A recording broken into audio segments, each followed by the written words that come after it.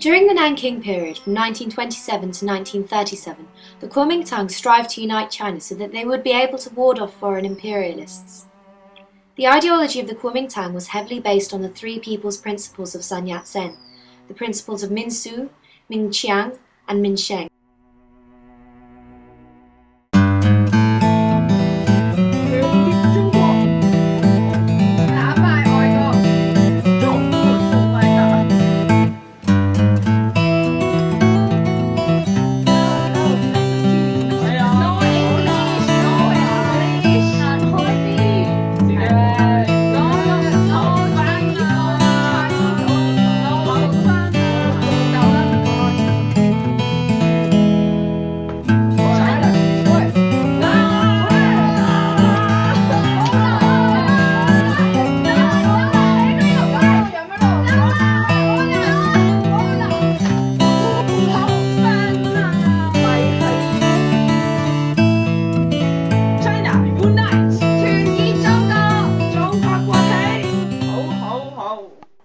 Minsu can be literally translated as the people's relation or government of the people. It is commonly interpreted as nationalism. For Sun Yat-sen, the ultimate goal was freedom from imperialist domination.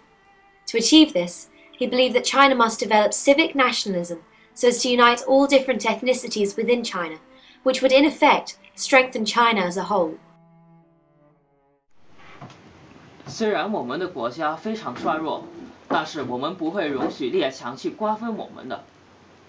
无论我们是蒙古人、汉族人、西藏人，我们都是中国人。就是因为这个原因，我加入了国民党，因为我们要保护这个国家，我们要为国家效力。嘿，嘿，嘿，嘿，嘿。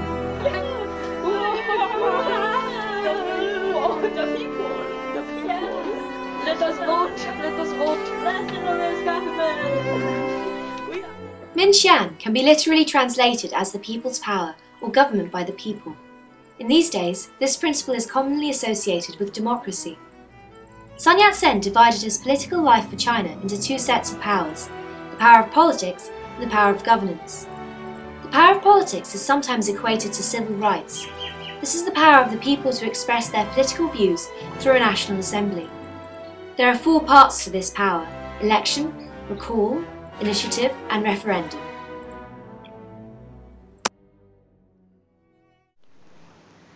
这个新思想是革命性的，虽然我们只是农民，但是我们的地位比以前高了。这是我们的政府，而这政府也是为我们而设计的。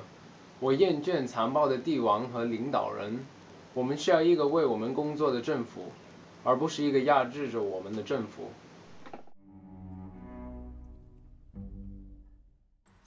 Minsheng is sometimes translated as the people's welfare and livelihood. This concept may be understood as social welfare or as populist movement measures. This idea is centered on an industrial economy which would take full advantage of the capitalist enterprise. However, since Sun Yat-sen was an advocate of social revolution, he proposed that the capitalist enterprise should be subjected to government controls.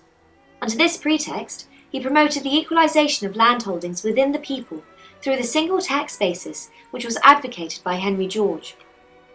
The people's welfare and livelihood were divided into four areas: food, clothing, housing, and transportation. Sun Yat-sen's major objective was to plan out how the government can take care of all these necessities for the Chinese people. In his attempt to solve the four great needs of the population, clothing, food, housing, and transportation, Generalissimo Chiang Kai-shek in February 1934 set up the New Life movement under the principle of Minsheng. This movement made use of mass communication methods such as lectures, pamphlets, plays, and movies to spread their objectives. The ultimate goal of this movement was 要彻底的军事化的全民族和人民的生活，这是为是这样的勇气和机智，有能力能吃苦，特别是习惯和统一的行为本能，这是他们愿意是生在任何时候的国家。The movement was aimed to regenerate China socially and to create a new national consciousness and mass psychology through reviving the virtues of etiquette, justice, integrity, and conscientiousness. Since China was in a state of disarray because of corruption and its weak central government, Chiang Kai-shek held Confucianism at a high regard during the implementation of the New Life movement, because he believed that Confucianism would be able to help in rectifying the morale of the Chinese people through self-cultivation of the four Confucian values: ritual and decorum, rightness and duty, integrity and honesty, as well as a sense of shame.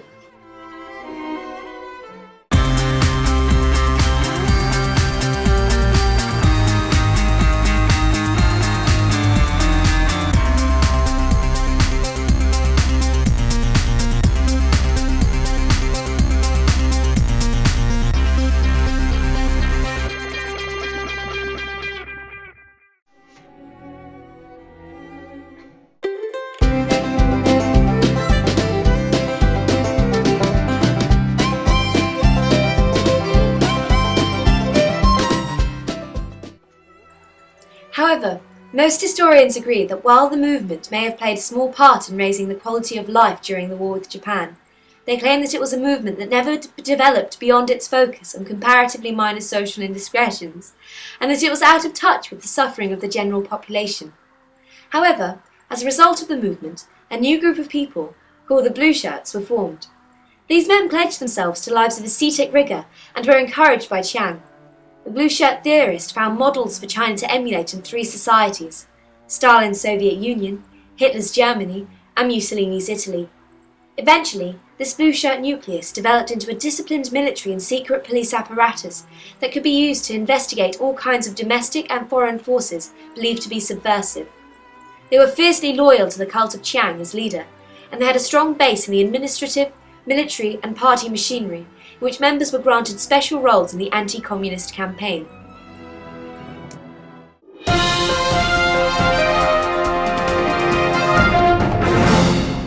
Per capire l'ideologia Kuomintang e che stavano provando a fare, bisogna guardare le loro ideologie in termini del fascismo e le loro similarità con il nazismo. L'ideologia nazista è spesso data come esempio di un sistema politico fascista. Il fascismo è definito come un sistema politico con la base di un leader molto potente, controllo dello Stato e un grande orgoglio nel paese e razza nel cui nemici politici non sono permessi.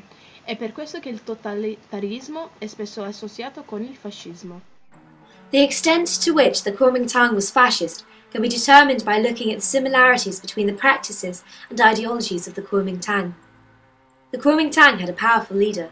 In fact, by 1934, other Chinese writers were openly praising fascism, especially the fascist Italy.